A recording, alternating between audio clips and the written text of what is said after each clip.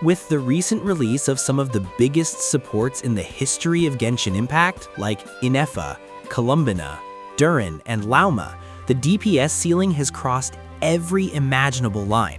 This has resulted in completely new team structures and entirely new archetypes.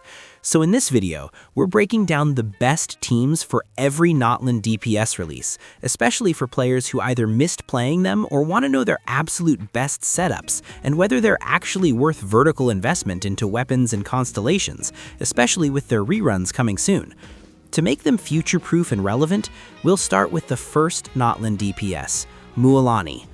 Mualani's pre-Hexen Zirkel damage and post-Hexen Zirkel damage are completely different worlds.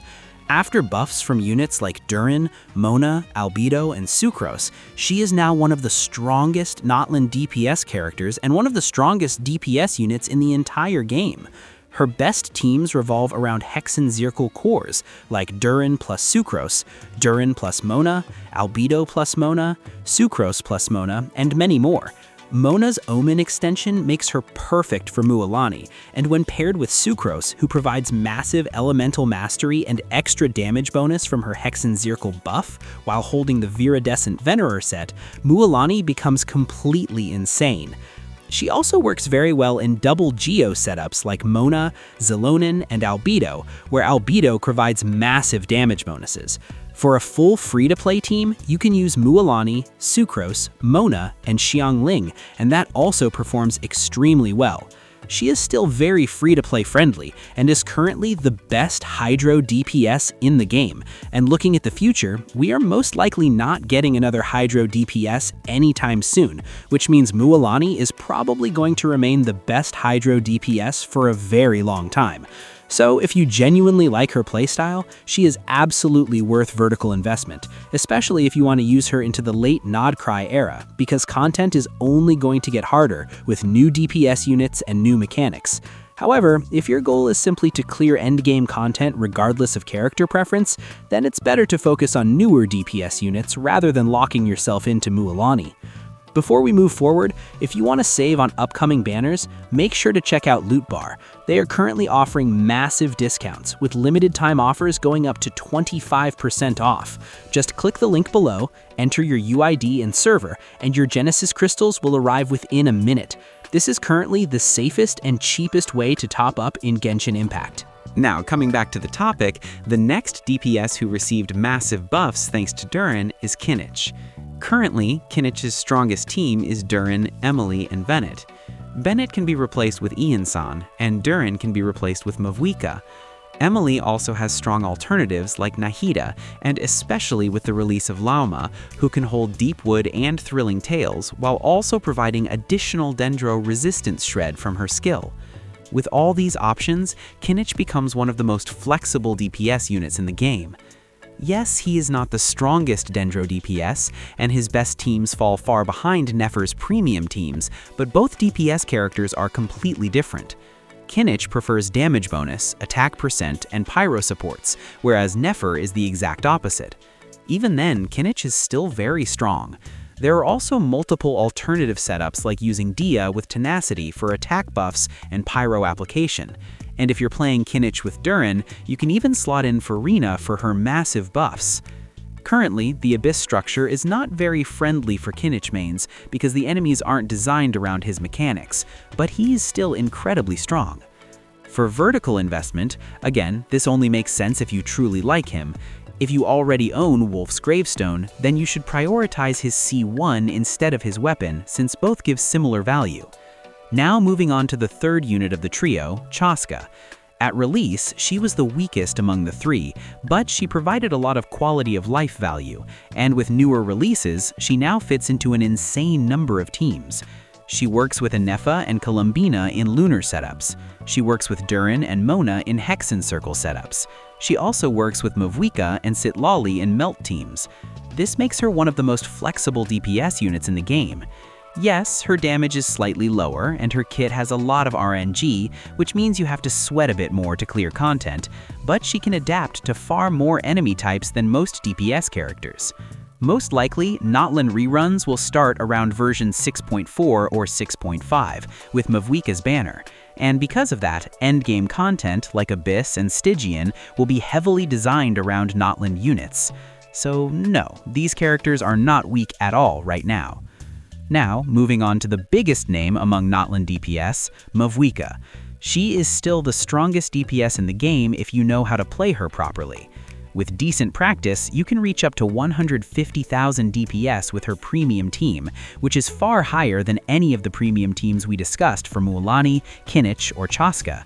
Mavuika does need Citlali to reach this level. Without Citlali, her Vape teams with Farina or Overload teams with Iansan and Chevruz are still very strong, around the same level as premium Mualani teams, which is already more than enough to clear most content. Even at C0 with 4-star weapons, Mavuika plus Citlali can brute force almost everything.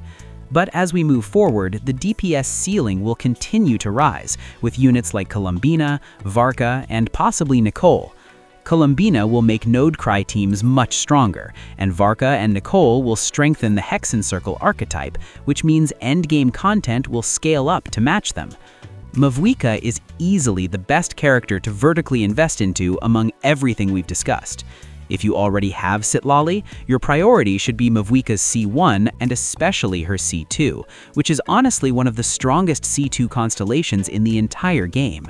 If you like her playstyle, pull her.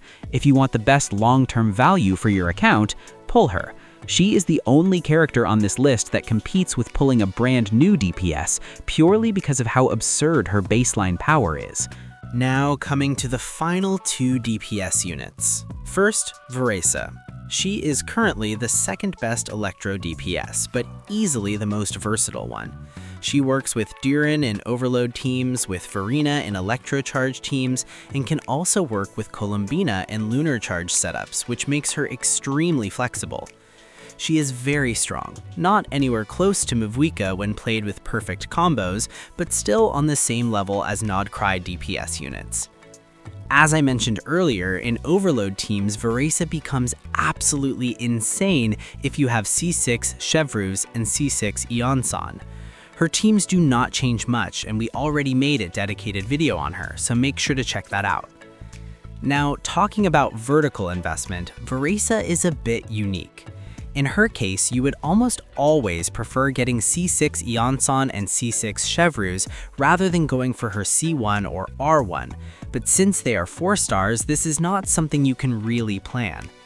Between her constellations and her weapon is much stronger than her C1, so that should be your priority. And yes, this logic applies to most characters as well. If you truly want to commit to a character, you should either go for their constellations or simply move on to newer DPS units that will naturally be stronger. One important thing I want to add here, vertical investment mostly makes sense when you already have a full team built.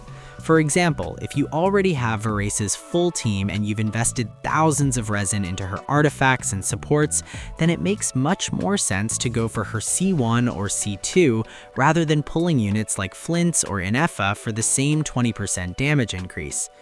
This saves you a massive amount of resources, and you still get the damage increase you would expect from pulling a newer DPS. Some characters, like Mavuika, are so strong at baseline that even if you don't have Zalonin or C2 Iansan, Mavuika herself will still outperform most other DPS units just because her raw numbers are that insane. I hope that point is clear. Now, finally, let's talk about Skirk. She has fallen massively in the DPS tier list after the release of Columbina, and she might fall even further after Varka releases, which is honestly surprising considering she hasn't even had her first rerun yet. Her team structure has remained exactly the same since day one. She needs Escoffier to even compete with modern meta DPS units, and even with Escoffier, teams like Columbina plus Lauma Hyperbloom or any nod-krai team with Columbina and Ineffa have already surpassed her premium setups. She is still the strongest cryo DPS in the game, and if you specifically need a cryo DPS, she is your only real option right now. We do have some early information about future cryo units, but nothing is confirmed yet. Now, talking about vertical investment for Skirk, your first priority should always be Escoffier, After that, you can consider her weapon and constellations. But looking at the current meta and how quickly she is falling behind, it is very unlikely that she will receive any meaningful support in the future. Because of that, I do not recommend vertically investing into her constellations unless you truly love her playstyle and want to play her specifically. I hope that makes things clear. Let me know if I missed anything, and don't forget, we are still running the 10,000 subscriber giveaway and it's ending soon. More information is in the description. Till then.